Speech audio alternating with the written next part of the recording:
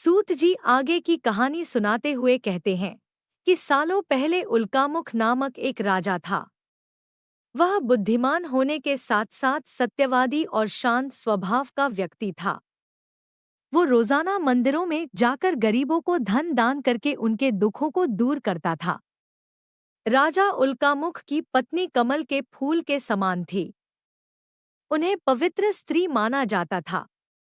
एक बार राजा उल्कामुख और उसकी पत्नी ने भद्रशिला नदी के किनारे श्री सत्यनारायण भगवान की पूजा की।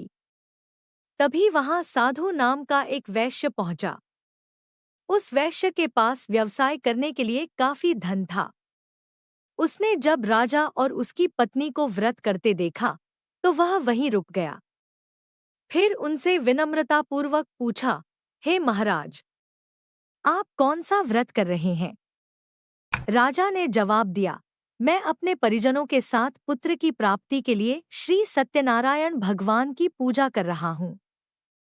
इस पर साधु ने पूछा, क्या आप मुझे भी व्रत करने की विधि बताएंगे?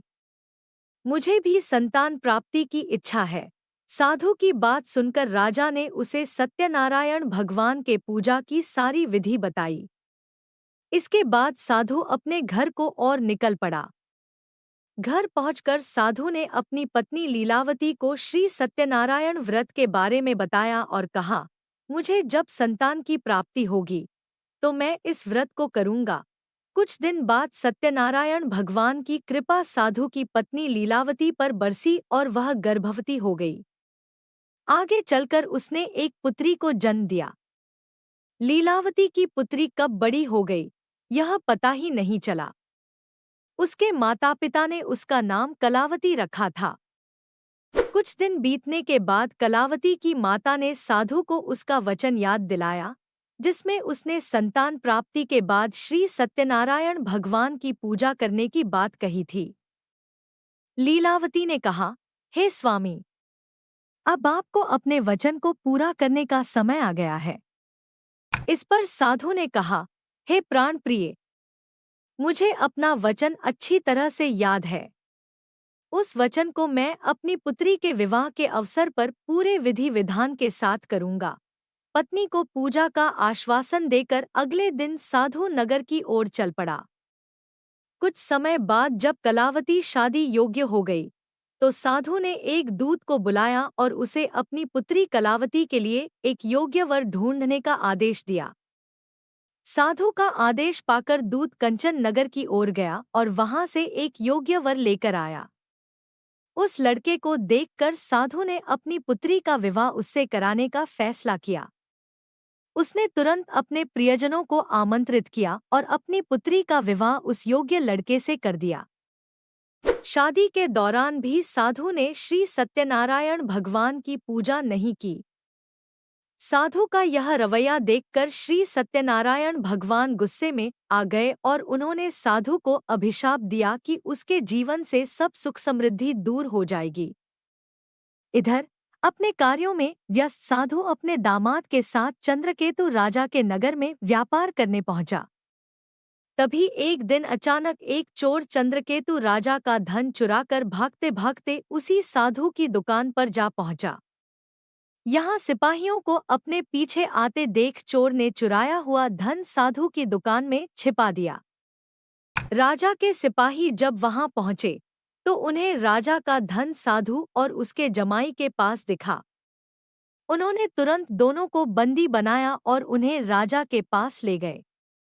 सिपाहियों ने राजा से कहा, महाराज, हमने दोनों चोरों को सामान के साथ पकड़ लिया है। आप बस आदेश दें कि इन दोनों को क्या सजा देनी है। राजा ने सिपाहियों को आदेश दिया कि बिना देर किए दोनों को इसी वक्त कारावास में डाल दिया जाए, साथ ही उनके सारे धन को जब्त कर लिया जाए। दूसरी तरफ साधु की पत्नी भी दुखी थी। उसके घर में जो कुछ भी सामान था उसे चोर ले गए थे। एक दिन साधु की बेटी कलावती भूख प्यास से तड़पती हुई भोजन की तलाश में एक ब्राह्मण के घर पहुंची। वहां उसने श्री सत्यनारायण का व्रत होते हुआ देखा। फिर उसने भी उस ब्राह्मण से सत्यनारायण भगवान की कथा सुनी। इसके बाद प्रसाद ग्रहण करके अपने घर चली आई। घर पहुंचते ही कलावती की माँ ने उससे पूछा, बेटी तुम अब तक कहाँ थी और तुम्हारे मन में क्या उथल पुथल हो रही है। इस पर कलावती ने अपनी माँ से कहा, हे माता, मैं अभी अभी एक ब्राह्मण के घर से आ रही हूँ। वहां मैंने श्री सत्यनारायण भगवान की कथा सुनी।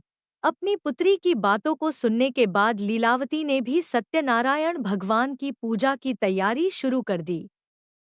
फिर उसने अपने परिजनों को बुलाया और पूरे विधि विधान के साथ सत्यनारायण भगवान की पूजा की। साथ ही लीलावती ने भगवान से अपने पापों के लिए माफी मांगी और अपने पति और जमाई को रिहा करने की प्रार्थना भी की। लीलावती के इस कार्य से श्री सत्यनारायण भगवान प्रसन्न हुए। उन्होंने राजा चंद्रकेतु को सपने में दर्शन दिए और कहा, हे राजन, तुमने जिसे बंदी बनाकर रखा है उसे तुरंत रिहा कर दो और उसकी धन संपत्ति भी लौटा दो। अगर तुमने ऐसा नहीं किया तो तुम्हें भी मैं धन और संतान के सुख से वंचित कर दूंगा। अगली सुबह राजा ने दरबार में अपने सपने के बारे में बताया और सिपाहियों को दोनों कैदियों को सभा में लाने के लिए कहा। इसके बाद सिपाही साधु और उसके जमाई को लेकर दरबार पहुंचे। यहाँ दोनों ने राजा को प्रणाम किया। इसके बाद राजा ने उनसे कहा, हमें गलतफहमी हो गई थी, अब वो दूर हो गई है, इसलिए हम आप लोगों को पूरे सम्मान और धन दौलत के साथ छोड़ रहे हैं। इतना कहकर सूत जी ने श्री सत्यनारायण कथा का 3रा अध्याय पूरा किया।